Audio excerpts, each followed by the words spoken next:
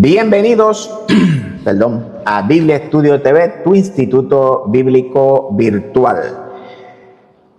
Ya en los videos número 39 y 40 estudiamos el verso 17 de Juan.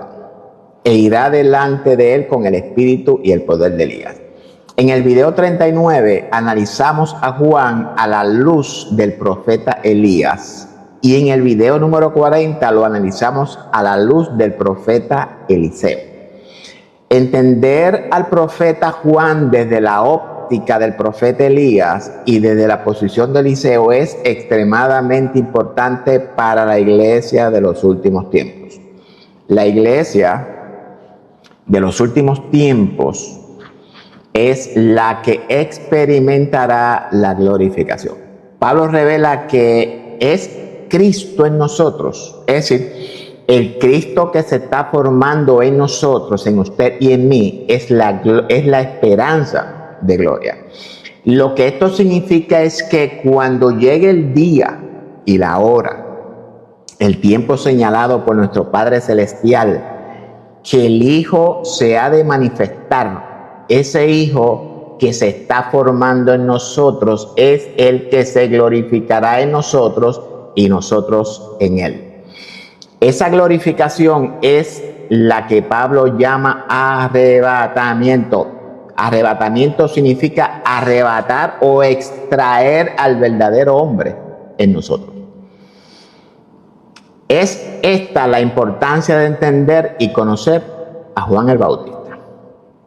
Y usted preguntará, ¿qué tiene que ver Juan el Bautista con la iglesia? Y la respuesta es, pues, todo, amados, todo. ¿Cuál fue la razón principal por la que Cristo fue crucificado? Y yo sé que su respuesta sería por nuestros pecados. Pero ¿sabe usted lo que significa pecado? Uno de los grandes problemas que enfrenta la iglesia es la ignorancia, con todo el respeto que nos merecemos. El no conocer la palabra, la verdad revelada en la Escritura. Siempre les he exhortado a no simplemente tomar o escuchar la traducción al español como buena y válida. Recordemos, amados, la Biblia ha sido manipulada por más de 1500 años. Y esto no lo digo yo, eso lo revela la misma Escritura. Dice Jeremías 8:8, ¿cómo podemos decir que somos sabios y que la ley de Jehová está entre nosotros? Porque dice Jeremías que esa ley, que es la misma ley que cumplimos, ha sido cambiada en mentira por la pluma mentirosa de los escribas. ¿Qué significa la pluma mentirosa de los escribas? Es una metáfora utilizada por Jeremías para denunciar cómo, según el profeta, aquellas personas encargadas de copiar y preservar la ley, que son los escribas, no siempre actuaron con fidelidad absoluta, amados. Jeremías dice que sus plumas, en vez de reflejar la verdad del mensaje original, a veces introducían errores, añadidos o interpretaciones interesadas que distorsionaban la esencia de la ley divina. ¿Qué nos advierte Jeremías con esto, amado? Jeremías nos advierte que no basta con confiar ciegamente en los textos tal como los recibimos. Pues incluso quienes tenían la responsabilidad de custodiar la palabra podían convertirla conscientemente o no en algo distinto al mensaje puro y verdadero que revela. Las muchas traducciones a diferentes idiomas, en particular al nuestro, al español, pierden el significado original del texto, amados. Y esto es lo que históricamente hablando, ¿verdad? Aprendimos que eso fue lo que aconteció en el Concilio de Nicea. La manipulación de la verdad por manos de los líderes religiosos, y esto es influenciado por Constantino, el emperador romano. Pecado, dentro del contexto hebreo y dentro del mismo contexto griego, los idiomas en los cuales la Biblia fue escrita, significa lo siguiente, ya note. La palabra griega usada por Pablo es amartía y su significado etimológico es errar al blanco o fallar en el propósito. Este significado tiene la idea de no alcanzar un objetivo. En el contexto escritural significa no alcanzar el objetivo divino. Ese fallar en el propósito es una condición existencial en el ser humano, ¿sí? Y esa condición tiene una causa. La causa es la desobediencia a la voluntad de nuestro Padre Celestial. Lo que es traducido como pecado es visto como errar el propósito divino para la humanidad. Es fallar en vivir según el diseño divino. El propósito divino o la voluntad del Creador para la humanidad es, ya lo he repetido muchas veces, la santidad. Y la solución a este fallar no es el castigo trágico, amado, sino es la gracia redentora por medio del Cristo. Y el mensaje del Mesías es ofrecer una salida a este error. Y esa salida es que despertar. Sí, despertar. No me refiero a un despertar literal. Me refiero a un despertar espiritual. Dice Salmo 78, 6, 5. Entonces despertó el Señor como quien duerme. Despertó el Señor en el salmista Asaf, un levita. Dice también Ageo 1:14, y despertó Jehová el espíritu de Zorobabel. Despertar el espíritu simboliza el renacimiento interior. Ese momento en que la persona conecta con su realidad espiritual, con su verdadera personalidad, la profunda y auténtica personalidad. Despertar el espíritu en nosotros es que reconocer que somos el Hijo. Es reconocer que el reino se encuentra dentro de nosotros y no fuera de nosotros, amados. Es un llamado a salir de la indiferencia o del letargo espiritual, a dejar atrás la mera rutina, la mentira, el orgullo, la falsedad, el egoísmo, la injusticia, la idolatría y despertar de ese sueño, porque ahora estamos más cerca de nuestra glorificación, de nuestra salvación, que cuando creímos. Y abrirnos a una transformación genuina desde adentro hacia afuera. No se trata solo de adquirir conocimiento intelectual, sino de experimentar un cambio en lo más profundo del ser. Como cuando el salmista, o en este caso Zorobabel, reciben un impulso divino que entiende su propósito y su sentido. Este despertar es la chispa divina que está en nosotros, que nos lleva a reconciliarnos, a restaurarnos, permitiéndonos vivir en sintonía con el propósito divino para la cual fuimos nosotros creados. Porque para cumplir el propósito divino necesitamos estar unidos a nuestro Padre Celestial. Porque estamos muertos espiritualmente. Hasta que nosotros no logremos acertar en el blanco o cumplir el objetivo divino, estamos caídos en oscuridad, en tinieblas. Y para cumplir ese objetivo divino fue que el Padre ungió al Mesías. Lea Isaías 53. Pero léalo desde el texto hebreo, léalo, búsquelo y analícelo. El mayor de todos los problemas de la iglesia es la religiosidad. Todo lo queremos analizar desde la óptica religiosa y no puede ser así. Ni Jesús, ni Pablo, ni los apóstoles, ni los profetas lo discernieron desde una óptica religiosa, amados.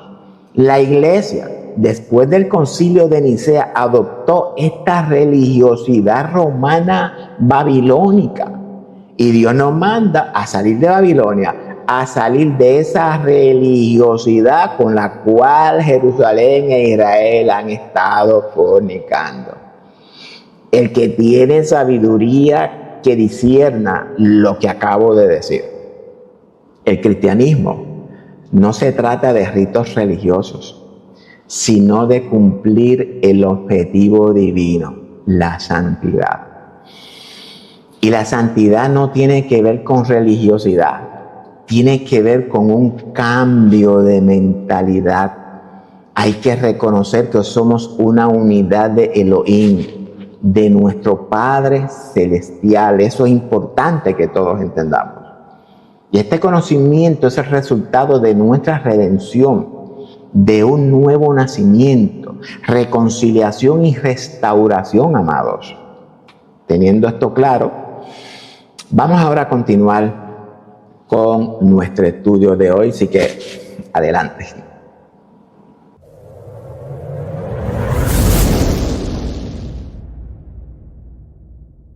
Bueno, ahora sí, vamos a empezar oficialmente el estudio de hoy.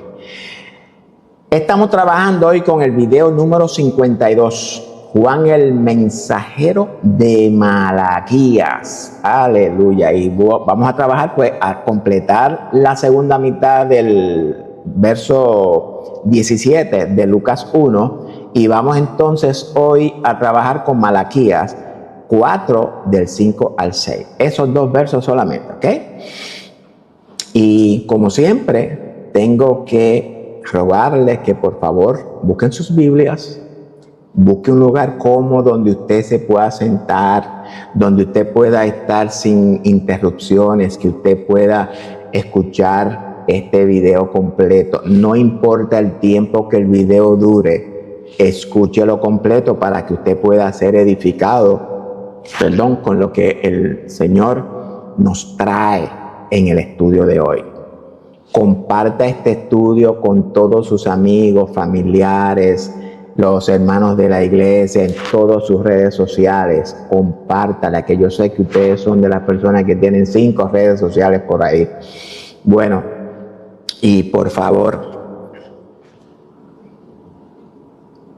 al mirar este video, preste mucha atención.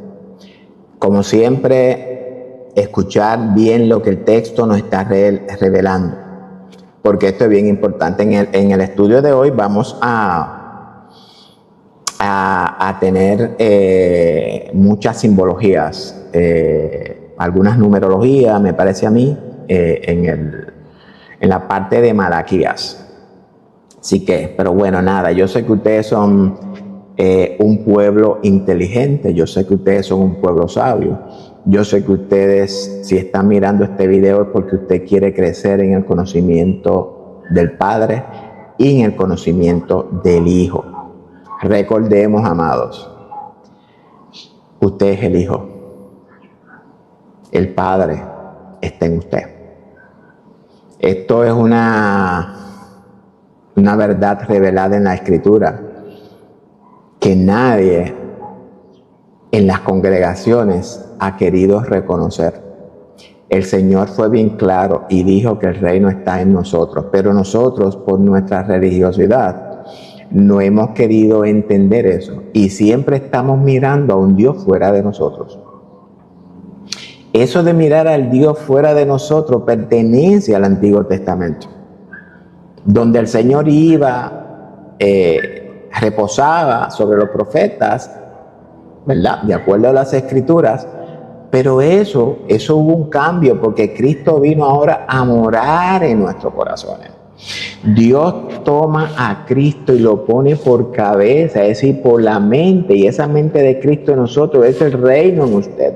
Y nosotros, el Señor quiere que nosotros vivamos conforme a esa mente, conforme a ese reino, en conjunto con la palabra. Porque ese hijo, esa mente tiene que desarrollarse en nosotros. Si usted no le da forma, y esta forma la adquirimos por medio de la palabra del Señor. Pero bueno, de esos puntos vamos a continuar hablando durante el estudio, y todos estos estudios que estamos teniendo, siempre voy a tocar este punto que es bien importante. Vamos a comenzar con el verso 17. Dice, e irá delante de él con el espíritu y el poder de Elías. Esta primera parte ya fue la que estudiamos en los videos 39 y 40 y hoy vamos a terminar el verso 17 y estaremos trabajando, pues como le dije anteriormente, con Malaquías 4. El 3 ya nosotros lo trabajamos anteriormente. De Malaquías solamente voy a tocar lo tocante a Elías, ¿ok? Porque hay un estudio de Malaquías que ya hice el primer video y el estudio es el video número 42 de 2025 que salió. Yo quiero que usted lo mire. Y entonces ahí cuando lleguemos a los capítulos 3 y 4 de Malaquías, entonces vamos a meternos en lleno para que aprendamos a interpretar las escrituras como se supone que se deben de interpretar. Continuamos. Dice, e irá delante de él con el espíritu y el poder de Elías para hacer volver los corazones de los padres a los hijos. ¿Qué es hacer volver los corazones de los padres a los hijos? ¿A cuáles padres e hijos se está refiriendo el ángel en este contexto que le dice a Zacarías? Siempre les exhorto a que, como buenos estudiantes de la escritura deben de ser interpretada lo más correcto posible. Yo sé que la interpretación correcta está en la escritura, no hay otra. Yo no quiero decir que yo tengo la interpretación absoluta, porque me parece a mí que nadie tiene la interpretación absoluta. Yo no pretendo tener la interpretación absoluta, sin embargo, estoy trabajando con eso para tratar de extraer de las escrituras la más correcta interpretación. ¿Puedo fallar? Claro que puedo fallar en ciertos puntos, porque no somos perfectos. Somos humanos, erramos, nos equivocamos, pero eso no es excusa para usted no buscar la correcta interpretación. Yo sé que esto no se enseña en nuestras congregaciones. Estamos habituados, programados a leer el texto e interpretarlo al pie de la letra. Hablamos de una interpretación literal. Interpretar el texto al pie de la letra significa tomar las palabras y frases exactamente como están escritas, sin buscar sus significados simbólicos, contextuales o figurados. Es decir, se entiende que cada pasaje dice precisamente lo que expresa, sin considerar las metáforas, parábolas o el contexto cultural e histórico en el que fue escrito. Esta forma de interpretación puede llevar a comprensiones muy estrictas o incluso erróneas, ya que no toda la escritura está destinada a ser comprendida de manera literal. Esto es bien importante que nosotros lo entendamos y siempre te lo tengo que repetir. No toda la escritura es de interpretación literal.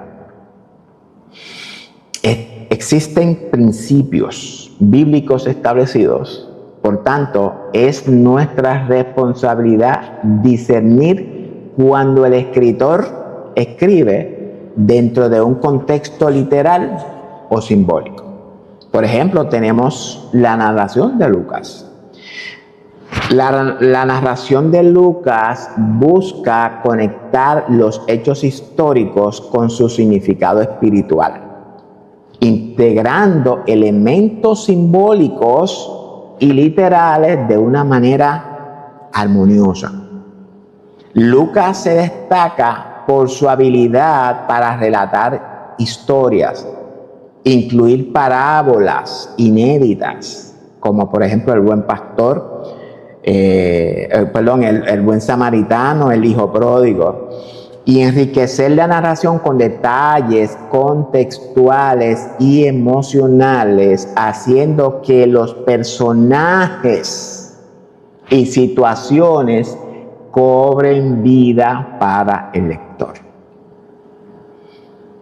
Si usted no entiende esto que estoy diciendo,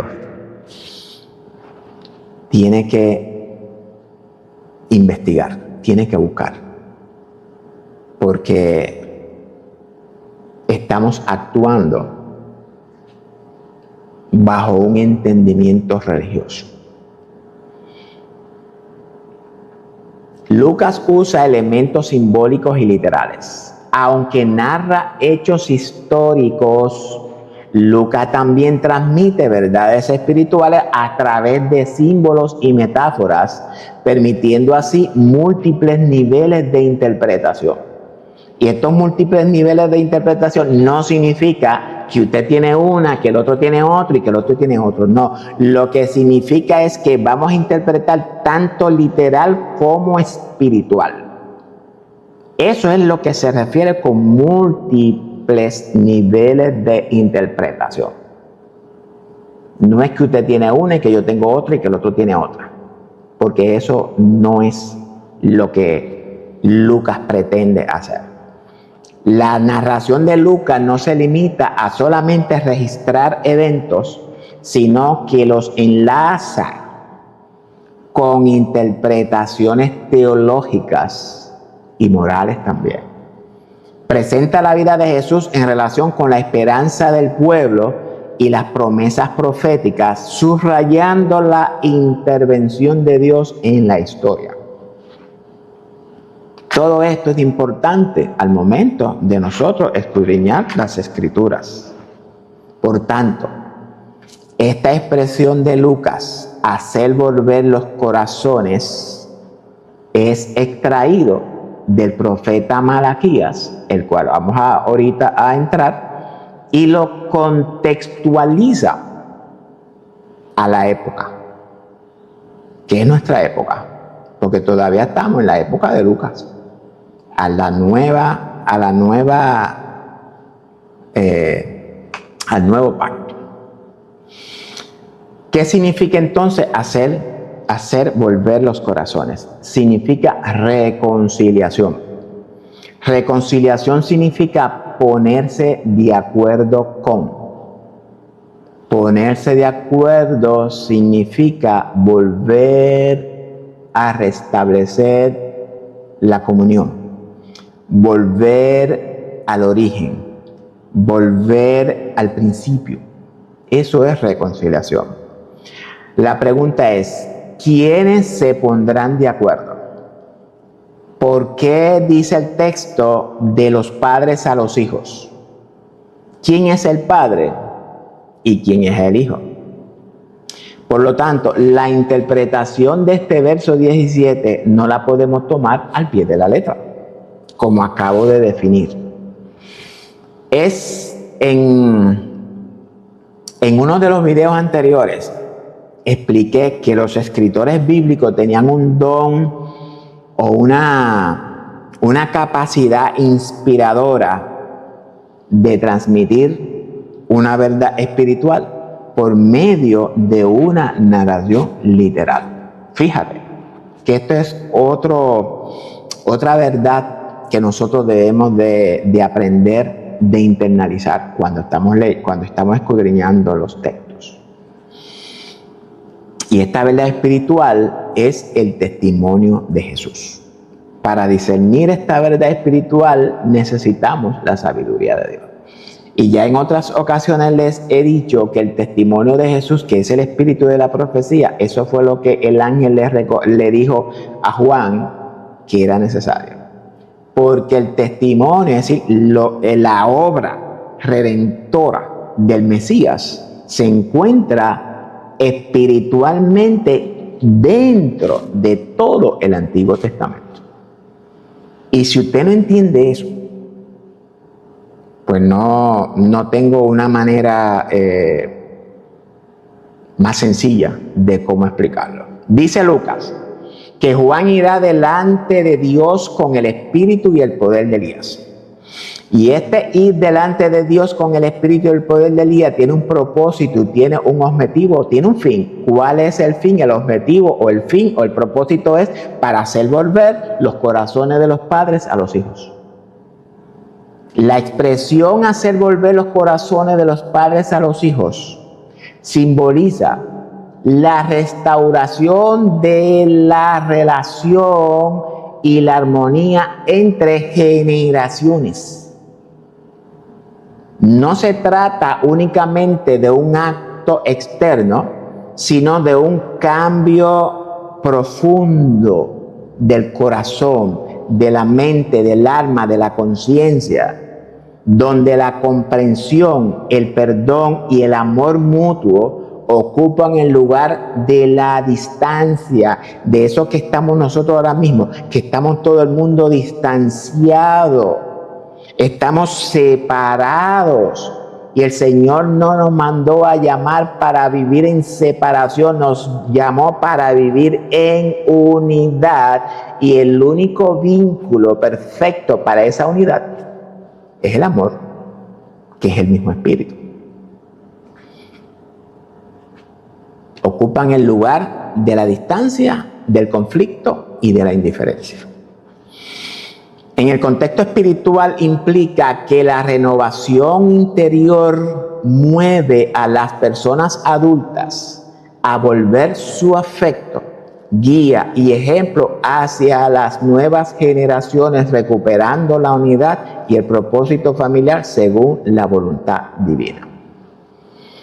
Asimismo, este acto sobre la puerta, o mejor dicho, este acto abre la puerta para que los hijos también orienten su corazón hacia sus madres y padres, cultivando respeto, escucha y gratitud. De esta manera se cumple el propósito de preparar a una comunidad capaz de recibir la transformación y la sabiduría que proviene de Dios. Esto es dentro del contexto familiar colectivo. Ahora bien, dentro del contexto individual significa lo siguiente, y presten mucha atención. Significa la reconciliación entre el padre y el hijo. Y esto es bien importante que lo discernamos. El padre y el hijo somos nosotros. El Padre es la conciencia de ser en nosotros y el Hijo es la naturaleza humana. Pero esto lo voy a explicar cuando entremos en el estudio de Malaquías. No en lo que vamos a estudiar hoy. Vamos a explicarlo en el estudio de Malaquías 4. Porque yo sé que este es un tema que es muy profundo y no lo puedo simplemente pasar por encimita. Pero mire lo que pasó en el Génesis cuando Dios dijo, hagamos al hombre conforme a hagamos al hombre a nuestra imagen, conforme a nuestra semejanza. Dice que Dios sopló aliento de vida en esa figura humana hecha de barro, de arcilla o del polvo de la tierra. Dice que Dios sopló su aliento, su espíritu, es decir, que Dios se vació a sí mismo en el hombre, en esa naturaleza humana. Y la naturaleza humana tomó vida y fue un alma viviente. Ese hombre es usted y ese hombre soy yo. Si usted lo quiere creer, créalo. Si usted no lo quiere creer, al final usted lo tendrá que creer, porque esa es la verdad. Así que el Padre es Elohim y nosotros los hijos de Elohim. Dice también que va a hacer volver los corazones de los padres a los hijos y de los rebeldes a la prudencia de los justos. Es a la prudencia de los justos. Es la misma reconciliación referente a nuestras rebeldías y a nuestras desobediencias.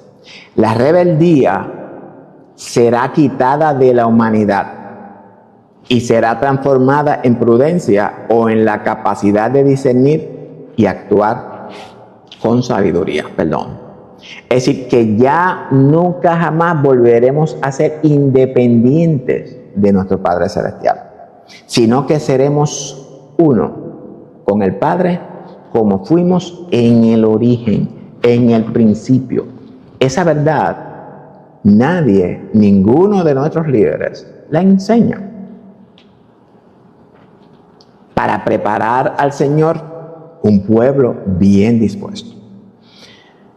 Un pueblo bien dispuesto hace referencia a un grupo de personas que está preparado y abierto de corazón para recibir y seguir la voluntad de nuestro Padre Celestial, del Señor en nosotros. Implica que hay disposición interna, humildad y deseo genuino de obedecer, dejando a un lado la rebeldía y adoptando una actitud de entrega y docilidad espiritual.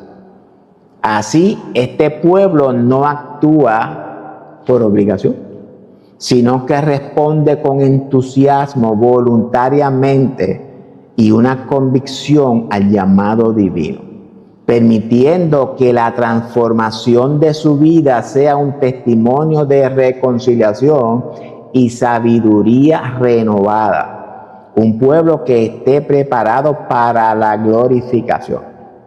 Antes de continuar, debemos preguntarnos lo que Lucas revela, lo que nos está revelando, ¿cómo usted lo ve cumplirse? ¿Lo ve cumplirse en Juan o en Jesús? Bueno, la pregunta yo la sé y usted también la sabe. Entonces, si vimos o si estamos entendiendo que esta profecía, como ya hemos dicho, ¿verdad? Que todo esto, pues, aunque yo no lo dije, pero usted sabe que se cumple en Jesús, no se cumple en Juan. Entonces, si la profecía está designada, enfocada o dirigida a cumplirse en Jesús, ¿por qué se hace referente a Juan? Entonces, la pregunta magna que todos debemos de hacernos por el amor de Dios, ¿a quién simboliza Juan? Juan es un personaje que nunca nadie lo ha estudiado, simplemente lo han pasado por encimita de lo que es. Pero Juan, si no es el personaje más importante de toda la Biblia, es uno de los personajes más importantes de toda la Biblia. Pero vamos a estar, esta pregunta la vamos a dejar en stand-by ahí por el momento. Ya hemos terminado con Juan 17, con Lucas 1:17. Y vamos ahora a entender lo que Malaquías 4 revela de ese mensajero. Ya en el video 28 del 2025 yo expliqué a Malaquías 3. Por eso fue que dije que ya no lo voy a poder o no lo debo de incluir en este video, porque entonces estaría repitiendo lo mismo. Por tanto, solamente voy a explicar a Malaquías 4, los versos que dije. Así que busque el video 28 del 2025 para que usted pueda entrar en el contexto. ¿Qué más nos revela dentro, verdad, en este contexto Malaquías? Busquen Malaquías 4. Vamos a leer el capítulo completo, 6 versos, para que podamos entender de lo que estamos hablando. Lo vuelvo a repetir, no voy a explicar los 6 versos. Simplemente voy a tomar los 6 versos para leerlo, para que tengamos una idea de lo que Dios nos está revelando por medio de ese capítulo 4, pero lo que vamos a hacer es a extraer simplemente el contexto de Elías, que es el que ahora mismo nos compete para reforzar lo que estamos estudiando de Juan el Bautista, ya que Lucas habla de ese Juan, de ese mensajero o de ese Elías que habría de venir. Vamos a leer desde el verso 1 hasta el verso 6. Porque he aquí viene el día ardiente como un horno, y todos los soberbios y todo lo que hacen maldad serán estopa. Aquel día que vendrá los abrazará, ha dicho Jehová de los ejércitos, y no les dejará ni raíz ni rama. Este abrazar no quiere decir abrazar. Lo que quiere decir abrazar es cuando usted tiene una brasa, lo va a prender en candela. Mas a vosotros, los que teméis mi nombre, dice que nacerá el sol de justicia, y en sus alas traerá salvación, y saldréis y saltaréis como becerros de la manada. Obviamente, todo esto que el texto está revelando es metafórico, es simbólico. Es por esto que yo le dije que vamos a trabajar con simbologías. ¿Ok? Hollaréis a los malos, los cuales serán ceniza bajo las plantas de vuestros pies, en el día en que yo actúe, ha dicho Jehová de los ejércitos. Acordaos de la ley de Moisés mi siervo, al cual encargué en Horeb ordenanzas y leyes para todo Israel. Y fíjate, vamos ahora a leer el verso 5, que es el que nos compete. Y he aquí, yo os envío el profeta Elías antes que venga el día de Jehová grande y terrible. Porque debemos, si somos, ¿verdad?, estudiantes de la Escritura con el conocimiento y con la sabiduría de Dios, el 4 nos está dando una guía. El 4 dice, acordaos de la ley de Moisés mi siervo, de toda, pero en particular algo que el Señor dijo, que enviaría a un profeta igual que Moisés. Por eso es que aquí entonces dice, he aquí, tomando referencia a lo que el Señor le reveló a Moisés en toda la ley, y le dijo que un profeta sería dado a Israel. Es aquí, yo los envié el profeta Elías antes de que venga el día de Jehová, grande y terrible. Fíjate que aquí no habla ni de segunda venida, ni divide la segunda venida en 2 partes, ni esto, ni aquello. Dios es straight. El día de su venida es el día de Jehová grande y terrible. Punto. Aquí no te está dando a ti ningún espacio para que usted especule y saquen conclusiones teológicas, religiosas. Obviamente, este profeta Elías es el mismo mensajero que Malaquías nos reveló ya previamente en el capítulo 3. No obstante, a esto es importante comprender el mensaje de Malaquías del capítulo 3 para que podamos entender o podamos tener una mejor comprensión de lo que nos está revelando aquí en este capítulo 4. Recuerda el video 28 del 2025. La pregunta es, ¿quién es este Elías al que Malaquías se refiere? ¿Qué significa yo os envío al profeta Elías? Esta es una expresión, Esta expresión, yo os envío, el profeta Elías, tiene un significado profundamente simbólico y profético. Simbólico y profético.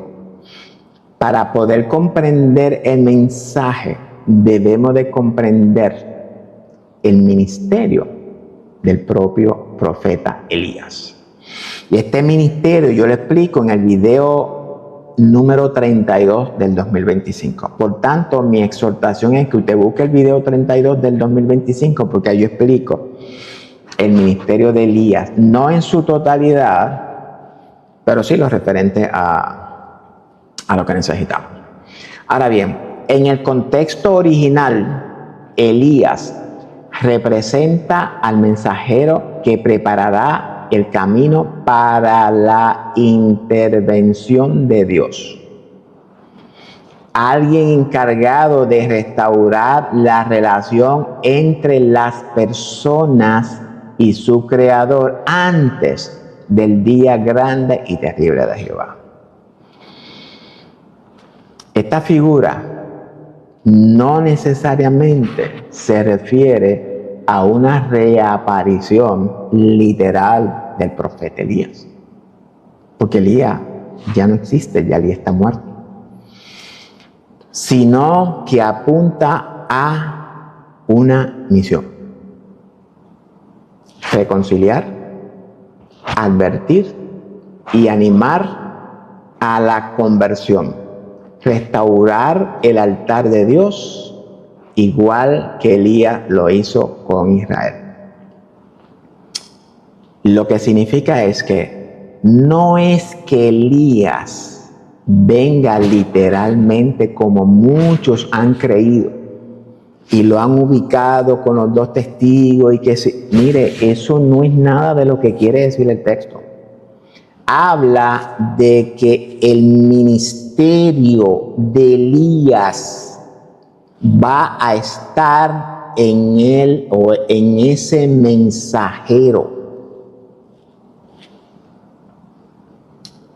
Dice, recordemos que Elías restaura el altar de Dios, y hablamos de cuando estaba en el Monte Carmelo con los 450 profetas de Baal y los 400 de Acera, y con el revolú que llamó a que se reunieran el pueblo. Bueno, usted conoce la historia, no lo voy a repetir. Y dice que Elías después arregló el altar de Dios. Ese altar de Dios restaurado por Elías en el Monte Carmelo, dentro de un contexto literal que fue que lo vimos, es una tipología de la restauración del altar de Dios en nosotros. Restaurar el altar de Dios en nosotros es traer a la vida al Hijo en nosotros. Es traer a la Virgen de Israel de nuevo a su estado original o a su estado virginal. Es traer al Hijo de nuevo a la casa de su Padre. Por eso es que hay muchos que interpretan que este Elías pudiera simbolizar una persona o incluso un grupo, una comunidad que cumple con el llamado profético de reconciliar, restaurar y preparar espiritualmente a las personas para los tiempos venideros. Entonces, debemos de preguntarnos nuevamente, ese ministerio, ¿a quién aplica? ¿Aplica a Juan o aplica a Jesús? ¿O a quién? Porque, amados, tenemos que interpretar las Escrituras, porque el mensaje que nos está revelando es un mensaje profético. Y yo sé que a la gente no le gusta la profecía porque dice que la profecía no es para nosotros. Pues sí, la profecía es para toda la humanidad. Elías viene antes que venga el día de Jehová. ¿Será que el profeta resucitará, como dije, y aparecerá antes de ese día? Pues no, eso no es correcto. ¿O será Jesús? O tal vez seamos nosotros la iglesia.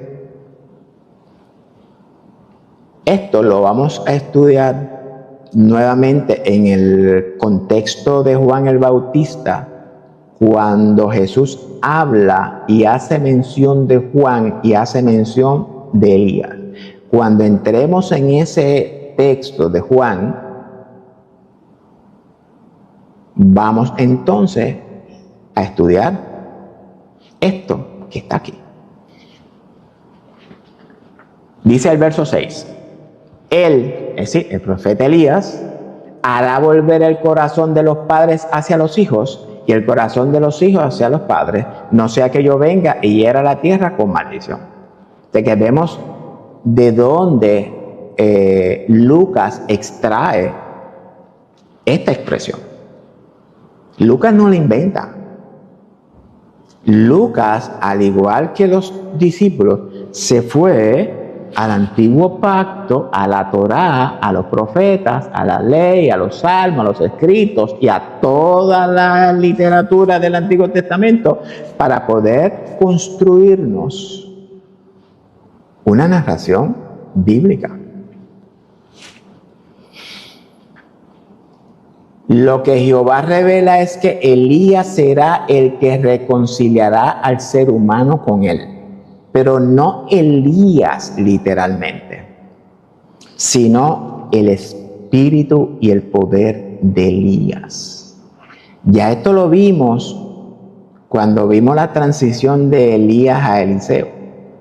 Y si usted entendió lo que en el video yo expliqué, pues entonces usted debe de tener una buena idea de lo que estamos hablando. ¿Quién es este Elías? Este cumplimiento será ¿cuándo? ¿Al final de los tiempos? ¿O se está cumpliendo? Bueno. ¿Qué pasaría si esta reconciliación no se llevara a cabo? Dice Malaquías que si esta reconciliación no se lleva, herirá la tierra con maldición. ¿Qué significa esto? Esta es una expresión que simboliza una consecuencia severa, un juicio divino que llega como resultado de la falta de reconciliación y arrepentimiento. No se trata solo de una calamidad física, sino de una separación espiritual entre la humanidad y lo divino, donde la tierra, que es el altar de Dios, queda marcada por la ausencia de amor, de armonía y de justicia. Es un recordatorio de la importancia de la restauración de las relaciones, pues el propósito final de Dios no es castigar al ser humano, sino transformar el corazón y evitar ese destino de maldición. Pero el hombre no quiere entender esto, amado. Para que nosotros podamos entender las profecías, necesitamos despojarnos de todas estas enseñanzas mal interpretadas con las que han moldeado nuestra mente. Esencial. La mente es un músculo moldeable, lo que significa que se moldea de acuerdo con nuestros pensamientos o con las creencias que las personas tienen. La mente no hace distinción entre la información que recibe, si usted no lo sabía. Para ella, toda información es correcta y se va a encargar de proveer todo lo necesario para que esa información se establezca en su subconsciente. Eso no significa que usted no pueda cambiar esa información, esa programación. De la misma manera en la que la enseñanza falsa fue recibida, de igual manera, la enseñanza correcta también puede ser recibida. Porque ya dije que ella no hace distinción. Al principio la mente va a rechazar esa enseñanza porque hay en verdad un hábito creado, una costumbre. Pero ese hábito es reemplazable. Lo reemplaza recibiendo esa nueva enseñanza que usted está recibiendo. Este capítulo 4 de Malaquías, el cual no voy a explicar hoy como ya se lo dije, pero nos revela el juicio de toda la humanidad. Nos revela nuestra glorificación en aquel mismo día. Nacer el sol de justicia en nosotros es nuestra glorificación, eso que Pablo llama arrebatamiento. Y también revela la restauración de todo Israel o de toda la humanidad. Ya eso es algo viejo en nosotros. El llamado del Padre a nosotros es a un despertar. Despertar al conocimiento, al reino en nosotros, a la sabiduría, a la justicia. Es un llamado a salir de Babilonia. Salir de Babilonia simboliza salir de esta confusión en la que la humanidad ha caído. Toda la humanidad. El enfoque de Lucas en su evangelio es revelarnos esas verdades ocultas desde la fundación del mundo. Esas que Jesús dijo que revelaría, pero la revelaría por medio de parábolas, de símiles, de metáforas, porque no todo el mundo la puede recibir. Estamos en la recta final y la iglesia duerme como las vírgenes insensatas. Sus lámparas vacías, no hay aceite, no están preparadas para el encuentro con el novio amado. Y esto en este último tiempo es esencial. El periodo de 430 años entre Malaquías y su mensajero ya está a punto de culminar. Esos 430 años son los profetizados por Ezequiel en el capítulo 4. Hablamos de los 390 años que el profeta llevaría por la maldad de la casa de Israel y los 40 años que el profeta llevaría por la maldad de Jerusalén. Entiendan esto. Los 390 años de la casa de Israel no me inquietan mucho, pero los 40 años de Jerusalén, la cual es un símil de la iglesia, sí me está inquietando mucho. Si tomamos estos años literalmente, entonces esos 430 años tienen su cumplimiento en el 2030, literalmente hablando, y eso es así. Sin embargo, no podemos interpretarlos literalmente, porque esos 430 años fueron profetizados por Jehová a Abraham. Recordemos, tu descendencia será extranjera en tierra ajena y será esclavizada y humillada por 400 años. La pregunta es, ¿por qué Abraham le dice 400 y aquí dice 430 años? El número 400 está simbolizado con la última letra del alfabeto hebreo. Simboliza la finalidad o el cumplimiento, ya que cierra el ciclo del alfabeto hebreo. Todo eso es importante conocerlo. Lo que estos 400 años simbolizan es un periodo completo de prueba, sufrimiento y preparación antes de la redención. Por otro lado, tenemos el número 40, el cual está estrechamente relacionado al 400. Mientras el 400 simboliza el cumplimiento, el 40 simboliza una transición a las pruebas, sufrimientos y preparación antes de la redención. Si miramos el proceso de la transición hasta el cumplimiento, podemos entender que el 40 simboliza el camino y el 400 el destino. La pregunta es, ¿por qué Éxodo 12:40 dice que el tiempo que los hijos de Israel habitaron en Egipto fue de 430 años? Esto lo podemos entender por medio de lo que Pablo revela en Gálatas 3:17, que dice que este periodo de tiempo de 430 años se refiere al tiempo desde la promesa hecha a Abraham hasta la entrega de la ley de Moisés, en ese periodo de tiempo. Por tanto, no solo fue el tiempo en Egipto, sino que ese tiempo de 430 años representa un ciclo completo de preparación espiritual y cumplimiento de las promesas divinas.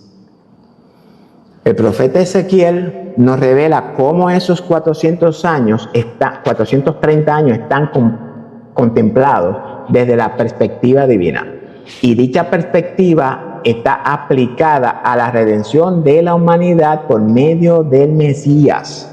390 años donde el Mesías llevará la maldad de Israel y 40 años donde el Mesías llevará la maldad de Jerusalén en sí, toda la humanidad. Esos 390 años están contemplados en el antiguo pacto. Los 40 años están contemplados en el nuevo pacto realizado con la iglesia. Esto es importante que lo entendamos. Esos 40 años ya aprendimos que simboliza la transición y el camino están a punto de cumplirse. Ya mismo. Esa transición y ese camino es el que nos lleva a los 1000 años, que simboliza la eternidad. No un reinado de 1000 años, como lo hemos interpretado. Esos 1000 años también lo encontramos simbolizado en los 2 días de Oseas, donde dice que el Señor nos dará vida por 2 días y al tercer día nos resucitará. Aquí nuevamente encontramos lo mismo expresado por medio de otra simbología. Es lo mismo todo, la cual también es la misma simbología de los 2000 años. Y esto lo voy a explicar. La historia del mundo se divide en 3 partes de 2000 años, 6000 años. En otras palabras, que en 2000 años encontramos 40 jubileos de 50 años. La tradición judía establece 2000 años antes de caos, 2000 años de caos antes de Abraham, 2000 años de Torah, es decir, desde Abraham hasta la destrucción del segundo templo, algo que no estoy muy de acuerdo porque debe de ser hasta el inicio de la iglesia. Pero bueno, ellos lo tienen así, si quieren. Y 2000 años de los días del Mesías, es decir, la era mesiánica en la que estamos viviendo. El último jubileo celebrado del tiempo del Mesías culminó el día de Pentecostés. ¿Recuerda? Por tanto, esos últimos 2000 años que se inician en Pentecostés ya están en su cumplimiento. Y me voy a detener aquí. ¿Sabe usted por qué traigo esto? Y analiza usted también. Para que la iglesia despierte. Estamos a punto de enfrentar los últimos 3 años y medio de la última generación. Esto lo he repetido 80 veces. Y la iglesia, en su gran mayoría, duerme como las vírgenes insensatas. Recordemos que de las 10 vírgenes, es decir, de la totalidad de la iglesia, solamente la mitad se glorificará o será arrebatada. ¿En cuál de las 2 mitades se encuentra usted? Y con esta pregunta voy a cerrar el estudio de hoy. Amados, me inquieta ver que la iglesia, la cual años atrás estaba en alerta, en espera de la segunda venida de Cristo, de la manifestación del Hijo, hoy esa iglesia haya empezado a decaer. Estamos exactamente viviendo el tiempo de los jueces. Se está levantando una generación de iglesia que no conoce a su Creador. Una iglesia que conoce más de Egipto, de Babilonia y de Asiria, más que de su Creador. Y esto es lo que me inquieta. La iglesia actual de los últimos tiempos, sin darse cuenta, está cayendo poquito a poquito en una apostasía. Pablo lo revela muy claro en su carta a los tesalonicenses. Esa apostasía es evidente, muy clara en la actualidad. Si usted no lo quiere ver, usted está corto de vista. La religiosidad ha empañado la visión de la iglesia. ¿Sabe usted en qué está basada esta apostasía? Agárrese. Se basa en un espíritu anticristo. Un espíritu que mantiene a la iglesia alejada de la presencia de Dios. Diciendo que Dios está fuera de nosotros. A mí no me inquieta saber que vivo en los tiempos de Noé. No me inquieta. No me inquieta saber que estamos viviendo en el último tiempo.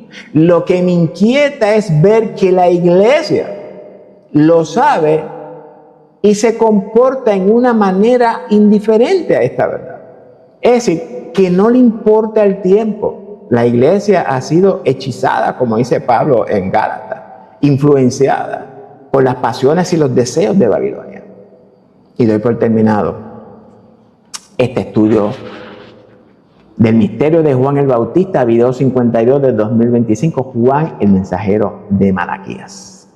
Ahora bien, luego de haber analizado estos primeros 17 versos, los cuales nos han revelado información que nadie nunca había revelado, luego de haber comprendido quién era Elías o a quién simbolizaba, continuamos con la reacción que tuvo Zacarías ante esta noticia. Pero eso lo vamos a ver en el próximo video. No te pierdas la continuación de este extraordinario estudio de Juan el Bautista, uno de los personajes más importantes de las Escrituras, por no decir el más, y que nadie le ha dado la importancia que este personaje merece y tiene las Escrituras. Gracias por llegar hasta el final de este video. En verdad, usted es un valiente. Gracias por compartirlo con todas sus redes sociales, sus amistades y todos. Y gracias por la disposición de escuchar la palabra del Señor. No se enoje conmigo. Esto yo lo hago porque le amo y yo quiero que todos alcancemos la glorificación. Que la santidad sin la cual nadie verá al Señor sea manifestada en cada uno de ustedes. Dios le bendiga a todos. Los amo en el amor de Jesucristo.